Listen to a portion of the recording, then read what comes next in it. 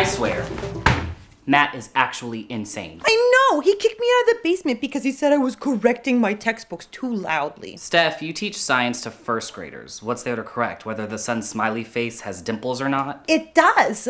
Also, I need to change all mentions of brontosaurs to apatosaurs and make sure that Ceres and Eris are listed everywhere Pluto is in interest of equal opportunity for all dwarf planets, or as they like to be called, little people planets. Why have you crossed helium off of the periodic table? I'm being preemptive. Our insatiable lust for party balloons and talking funny is depleting all of our resources.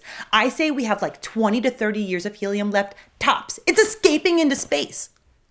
It's a serious problem. Yes, whatever will we fill our blimps with? I know what, hydrogen? That didn't work out so well last time. The problem is in 1996, they passed a law. You know, I think I forgot to empty the dryer lanes. Ooh, save it for me?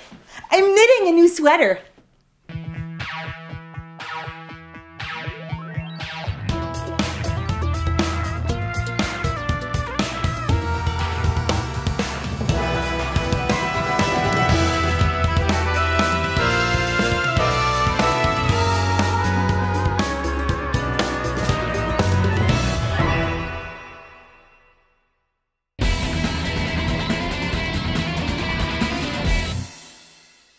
So the latest thing society has gotten wrong is this: music. I was listening to the radio the other day, and they announced a song called Starships, so naturally I thought to myself, awesome. But I've taken the liberty of writing down the lyrics so that I may go through in excruciating detail the many errors, omissions, and otherwise inexcusable sins against society that exist in this song. First line, let's go to the beach, each. I have to stop it right there. The idea appears to be to rhyme your line with a random word that has no context. So this would be if, say, the Beach Boys, instead of starting Good Vibrations with, I love the colorful clothes she wears and the way the sunlight plays upon her hair, a well-written line had started it, I love the colorful clothes she wears, bears. Oh, come on, that's not even remotely the same. It is exactly the same. Now please, I don't interrupt your incessant laundry doing. What do you wash, one sock at a time? Anyway, we could be here all day, but my same gripe applies to lines 3, 5, and 6, and that's just in verse 1. Which brings us to the refrain, and consequently my biggest disappointment in this song. The song being called Starships gave me admittedly high hopes, but to introduce the concept of a starship, the pinnacle of human achievement and theoretical transportation, and not to deliver is heartbreaking. Starships were meant to fly, hands up and touch the sky. Can't stop 'cause we're so high, we're higher than a mother. So instead of a storyline about the travels of a starship, the titular starship appears to just be a metaphor for wasting time and being generally irresponsible. As a favor to the music industry, I've rewritten this refrain the way I would like to have seen it. Starships were meant to fly. And so they do, and go to Romulus. See, already you've got some storyline there, and you've got an imminent conflict building. It's dance music, it's not about Romulans. Well, it should be. Let's move on. This brings us to verse 2. Jump in my hoopty-hoopty-hoop, I own that. Now, I couldn't find a definition of hoopty-hoopty-hoop on the internet, but Urban Dictionary defines a hoopty as basically a piece of crap car. So why the main character would trade in her starship for such a vehicle, I have no idea.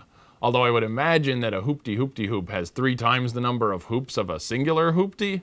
Attached is a schematic of what I imagine this to look like. So hoopty number 1 is the vehicle itself. In the back, we have added a basketball hoop, making a hoopty-hoop, and above, there is Sonic the Hedgehog, who, as we all know, is obsessed with collecting rings, or hoops, thus completing the trifecta. Okay, that's the dumbest thing I've ever heard. Oh yeah? Is it dumber than this? I ain't paying my rent this month, I owe that. But f who you want and f who you like. Twinkle, twinkle, little star. Okay, well yeah, that's pretty dumb, but...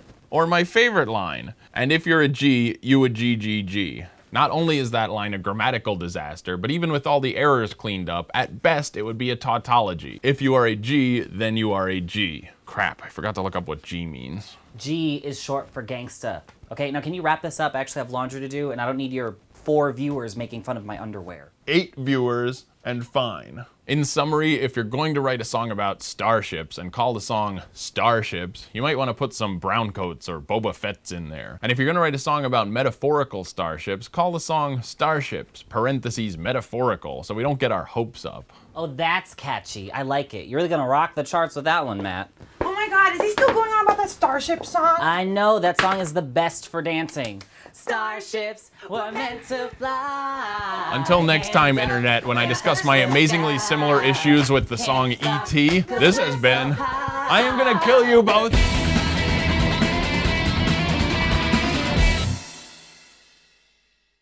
It's 99% fresh Kentucky chicken squeezins that's deep fried and homogenized into a light, fluffy carbonated beverage. What about the other 1%? It's a mild gag reflex suppressant.